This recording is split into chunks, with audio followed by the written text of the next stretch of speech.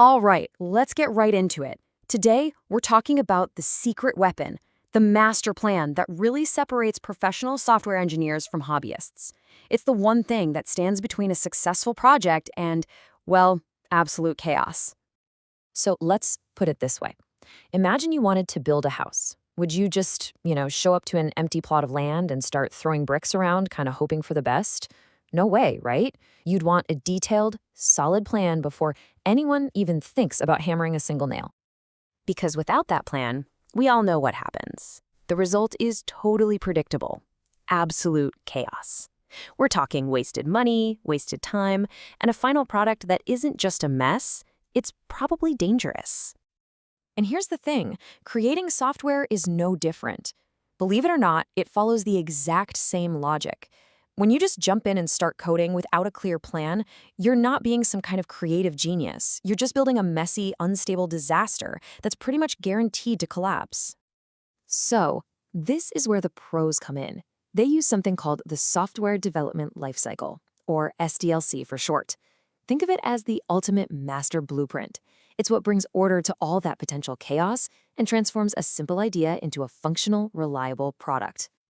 Okay, so what does this blueprint actually look like in practice? Let's walk through the theory of it, and we're going to stick with our house analogy to make these 8 professional phases super clear. So the SDLC's 8 phases really boil down to 3 core stages. First up, we've got planning and design. This is where it all starts. The requirements phase is basically the dream, deciding are we building a family home or factory. Then come the specs. This is your detailed wish list. Seriously, if you skip this, you might end up with a swimming pool in your living room. Fun for a party, but not so practical. And then you get to the design phase, which is like the architect's official blueprint. You wouldn't pour concrete without one, right? This stops you from realizing you forgot the kitchen after the walls are already built. Next, we move into building and testing. Development is the actual construction. The crew's on site, following that blueprint to the letter. Then you have integration and testing. This is like the final building inspection. Finding a bug, like a leaky pipe, is annoying now, but trust me, it's way, way better than having the roof collapse after everyone's moved in. And finally, you get to launch and upkeep. This is the big day. The release or installation is like moving day. And after that, there's ongoing maintenance because just like a house, software needs upkeep to keep it in good shape. Okay, so theory is one thing, but let's make this real. I want you to put yourself in this scenario. Imagine you're a junior engineer, and you've just been handed your very first mission.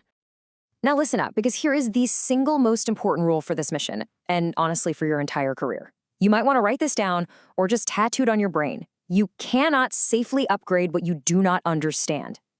That right there, that's the mantra of a true professional. So why is that mantra so ridiculously important? Well, it's because your career probably isn't going to be all about building shiny new things from scratch. More often than not, you'll be working in what we call the brownfield reality. Let's stick with our house analogy for a second. Greenfield development. That's like building a brand new house on a totally empty lot. Super exciting, but also pretty rare.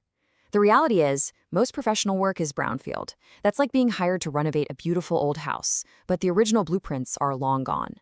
Your job is to carefully and intelligently improve the systems that the world already relies on. So how does the SDLC actually apply to your hangman mission? Well, it's a perfect fit. That whole planning and design stage, that's your phase A. You're going to audit the existing system to basically reverse engineer those missing blueprints. The building and testing stage, that becomes your phase B. You'll carefully implement the new features and test everything to make absolutely sure you didn't break something else in the process. And the maintenance stage? That's phase C. You document all your changes so the next engineer who comes along can understand what you did. And you know what? By following a structured process like this, something fundamental really shifts. You're not just a coder anymore. You're starting to think and act like a real engineer. So let's be clear about what just happened. The crucial point is this. You didn't just jump in and start hammering out code. No, you performed analysis to actually understand the system. You reverse engineered a design. You carefully integrated new features. You rigorously tested your work, and you prepared the project for its future. You navigated the full, authentic lifecycle.